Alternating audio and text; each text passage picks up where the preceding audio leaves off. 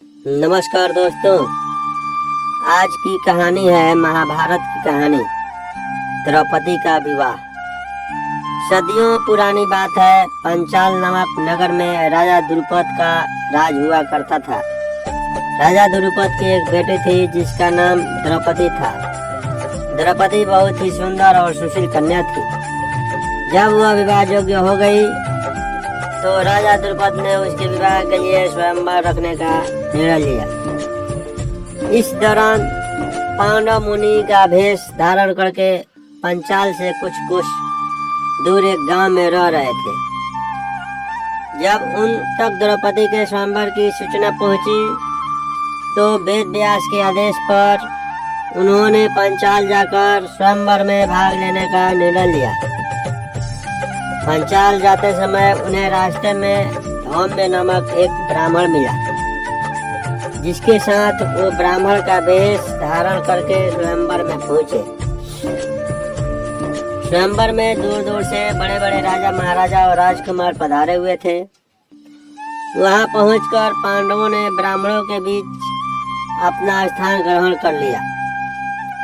उस सभा में श्री कृष्ण भी अपने बड़े भाई बलराम और गणमान्य यदुवंशियों के साथ बैठे हुए थे। सभा की एक ओर सभी कौरव भी विराजमान थे। कुछ देर बाद सभा में राजा द्रुपद पधारे और उन्होंने स्वयंवर के लिए पधारे सभी मेहमानों का स्वागत किया। अब सबकी आंखें राजकुमारी द्रौपदी का इंतजार कर रही थी। सब यही सोच रहे थे कि राजकुमारी उन्हीं को अपना पति चुनेगी। कुछ समय बाद सभी का इंतजार खत्म हुआ और राजकुमारी द्रौपदी एक सुंदर सी परी की तरह सभा में पधारी। उन्हें देखकर सभी मंत्रमुग्ध हो गए।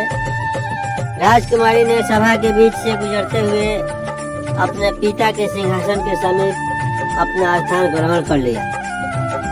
इसके बाद सभी सभागणों को संबोधित करते हुए राजा द्रुपद ने कहा, मैं राजा द्रुपद इस स्वयंवर में आप सभी मेहमानों का स्वागत करता हूँ।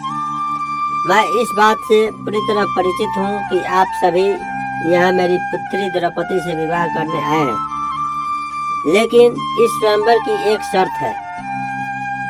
आप सभी को सभा के बीचों बीच एक स्तंभ पर गोल घूमती हुई नकली मछली लटकती दिख रही होगी।